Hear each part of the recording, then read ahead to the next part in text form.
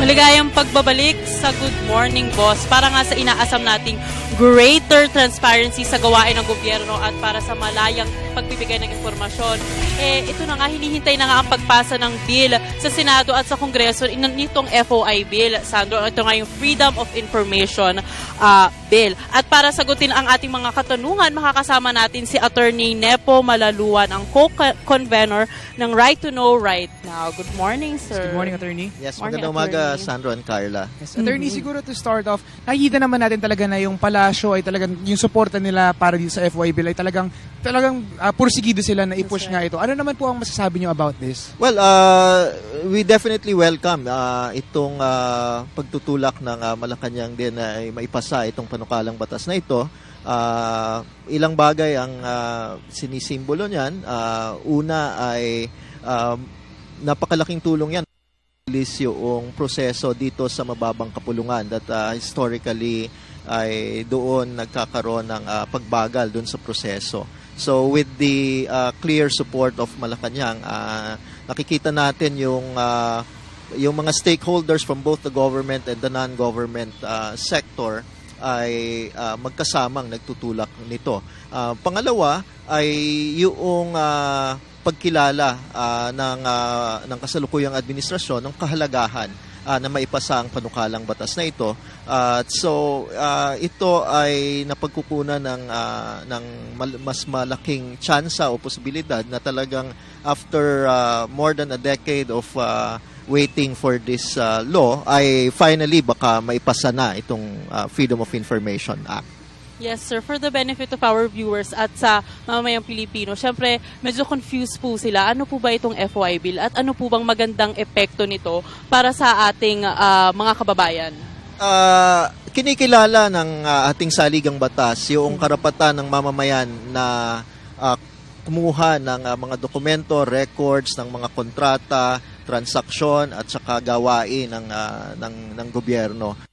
Dahil yan, bilang mga mamamayan na nagbabayad ng buwis at saka nagtitiwala sa officials of government certain powers and prerogatives, ay kailangang meron silang accountability sa mamamayan. Kailangang malaman ng mamamayan kung paano ginugugol yung salapi ng bayan, gayon din kung paano nila ginagampanan yung kanilang tungkulin. So, subalit yung karapatan sa saligang batas, bagamat sinabi na ng Korte Suprema that by itself ay pwede natin yang i-invoke to get information, may kakulangan sa substantive and procedural aspects para sa mabisang pagpapatupad nito in everyday practice. At yun yung tinutugunan ng panukalang batas na ito. Simple lamang ang elemento ng FOI bill or of the proposed FOI law. Una, nililinaw dito yung saklaw ng mga impormasyon na dapat ibigay at kung ano lamang yung klase ng impormasyon na pwedeng hindi i-disclose sa mamamayan for public interest. At ang nagagawa niyan ay nababawasan yung diskresyon ng mga nasa gobyerno na lamang ng impormasyon na ibibigay sa atin at hindi ibibigay sa atin. Ngayon ay malinaw yung alituntunin. Pag may hiningi ka sa gobyerno na impormasyon, batayan itong panukalang batas na ito kung kailangan nilang ibigay o i-withhold or pwede nilang i-withhold yung information. Pangalawa, nililinaw din dito yung procedure kung paano kumuha ng information. Dati kasi pwede kang ipagpasa-pasa, i-dribble, mas mahabang panahon. Ngayon, very definite yung procedure para mabigay yung access mo to information. Naglilinaw din itong FOI bill ng ilang mga klase ng dokumento na kahit hindi request ng mga mamamayan ay dapat nilang ilathala o isa publiko. Readily available. Readily available without need of request from anyone. And finally, yung isa pang napakahalagang bahagi nito ay naglilinaw dito ng ilang mga acts, administrative and even criminal, na pagka nangyari ay magkakaroon ng administrative or even criminal liability on the part of government personnel kung hindi matupad yung karapatan natin sa impormasyon. Napakahalaga nung sanction na yan as a deterrent against yung nararanasan natin na napakahirap kumuha ng impormasyon mula sa gobyerno. Yes. Sir, with that mentioned, kumbaga nakikita na natin kung ano nga yung magiging effect nito at benefit nito para sa ating mga mamamayan. Pero on the other hand naman po, ano naman po kumbaga yung magiging epekto nito para sa syempre sa gobyerno na nagre-release ng kanilang information which is readily available for the public naman po? Well, una, this also serves as a protection to government personnel. Dati kasi kung wala itong batas na ito, talagang nahihira. Halimbawa, if you are a government employee at merong request for information, nahirapan kang mag-decide kung ibibigay ito o hindi. Maaring you can be subjected to some administrative issues by your superiors kung bakit inirelease yung information na ito. Ngayon, napakalinaw na ito kailangang i-release talaga by law at ito ay hindi pwedeng i-release. Pangalawa, yung napapahusay nito yung level of participation ng mga mamamayan kasi napakaraming mga proseso at pagdedesisyon ng gobyerno na ibinukas na sa mga mamamayan in the decision-making process, and a free flow of information is necessary para yung level of participation ng mga mamamayan ay mapabuti. And of course, lalong-lalo na sa ngayong panahong ito na nakita natin yung the past experience with how the finances of the people have been dissipated through acts of graft and corruption, for example. Ito ay napakalaking susi para maging deterrent sa mga anomalies. Halimbawa, yung kita naman natin yung dito sa tinatawag na PDAF scam, na ang mga pangyayaring yan ay may documentary traces at yan ay it allows the citizens to be able to access documents that would enable them to monitor and scrutinize how government is spending the people's funds. Alam mo, attorney, marami pong dahil baka daw po humina ang national security dahil daw mapapasa publiko na o magiging available na sa publiko itong gobyerno. Ano po bang masasabi nyo dito? Kinikilala ng FOI bill yung mga for the public interest also. Sinabi ko nga kanina, yan nga ang nililinaw dito, na merong mga impormasyon din na kahit ito ay nasa interest ng publiko ay pwedeng i-withhold because disclosing them could harm the public interest as well. At kasama sa kinikilala na exception, merong listahan ng mga klase ng impormasyon that the government can withhold from the public because disclosing them could also harm the public interest. At kasama dyan, yung nabanggit mo tungkol sa mga impormasyon na kung i-release mo ay maaring makasira sa seguridad ng bansa, sa pang-diplomatikong relasyon ng bansa, sa military integrity of the government, sa law enforcement, execution. Kasama din dyan pala yung privacy. If the disclosure of information will compromise or impair the privacy of individuals, kinikilala rin yan na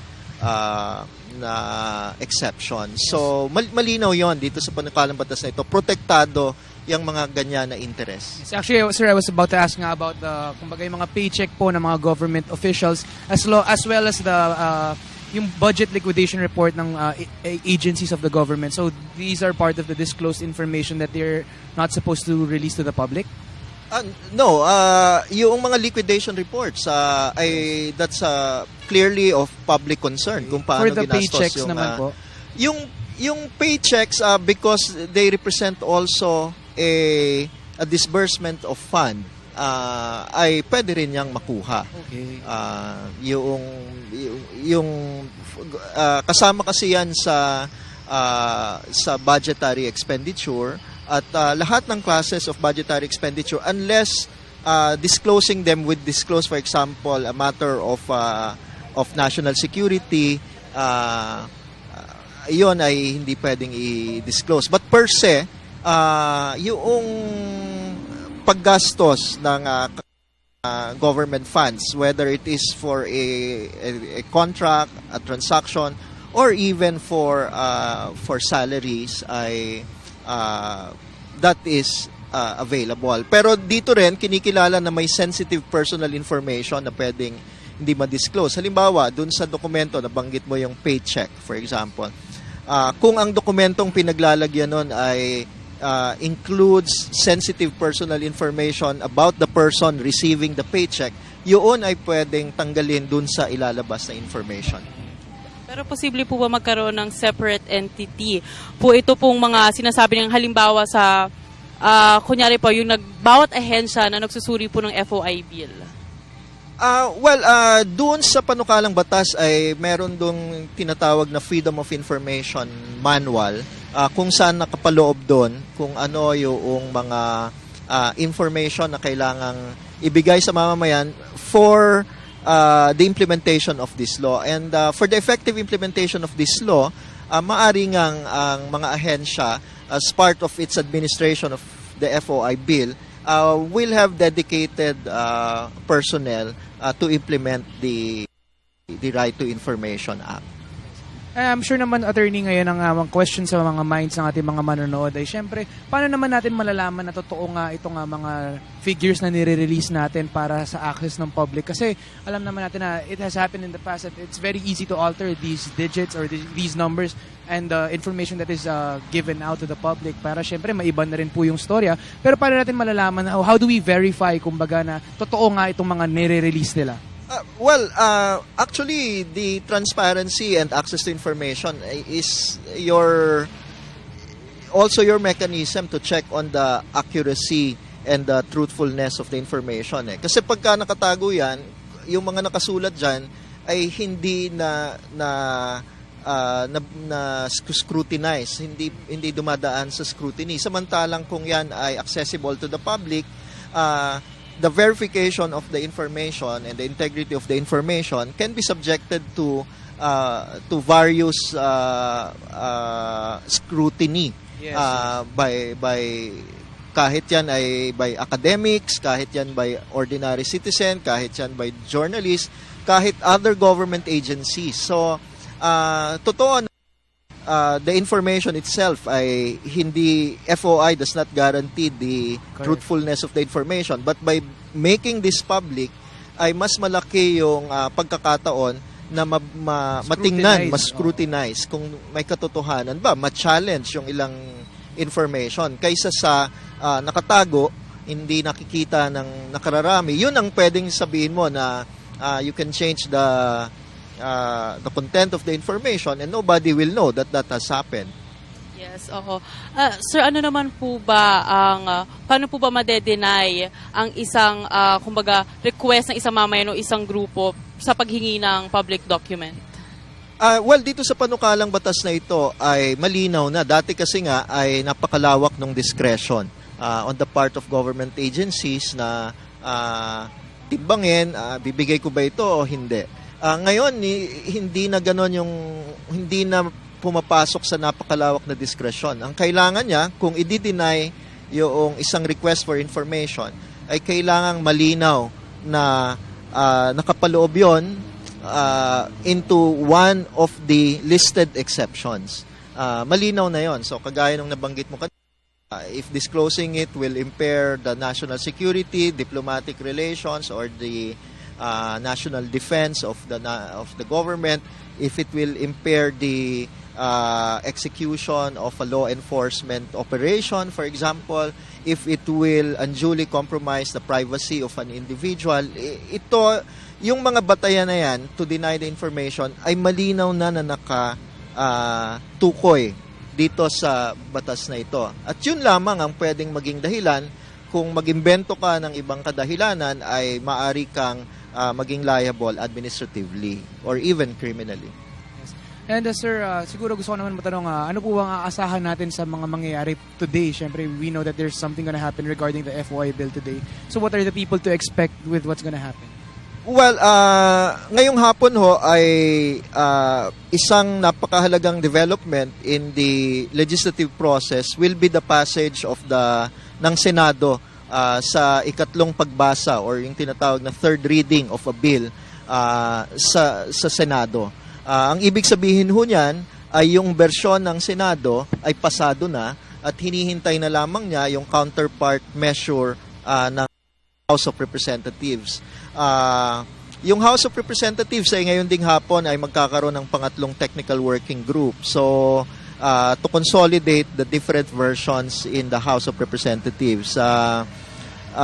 So, nasa committee level pa, malayo-layo pa ang lalakbayin nito. But as you mentioned earlier, the support of the executive at saka itong momentum created by the passage of the Senate of its version will hopefully speed up the process in the House. And we hope that yung mga mamamayan din ay ipakita yung suporta sa mabilisang pagpasa nitong panukalang batas na ito. Nako, sana mga boss, marami kayong natutunan. Kaya lang, attorney, wala na tayong oras. Marami pa sana kaming tatanungin na sana. So, maybe any message to our viewers? Well, ang tingin natin ay mahalagang bahagi dito sa legislative process na ito, yung participation ng mga mamamayan, mga estudyante, mga ordinaryong mamamayan, mga organizations that are pushing for the public interest. At kailangang marinig yung boses nila, isa yan sa magsisiguro tuloy-tuloy itong proseso. At on behalf of the Right to Know Right Now Coalition, nagpapasalamat tayo at binabati natin yung Senado sa mabilis na pagpasa nito. Ang chair nito ay si Senator Grace Poe at sinuportahan yan talaga ng liderato ni Senate President Frank Drilon, ni Majority Leader Alan Peter Cayetano. And historically, there has always been multi-party support on FOI in the in the Senate. At gayon din, sana yung House of Representatives ay maging tuloy-tuloy yung proseso sa pagpasa nito at maging ganap na batas na sana sa lalong madaling panahon.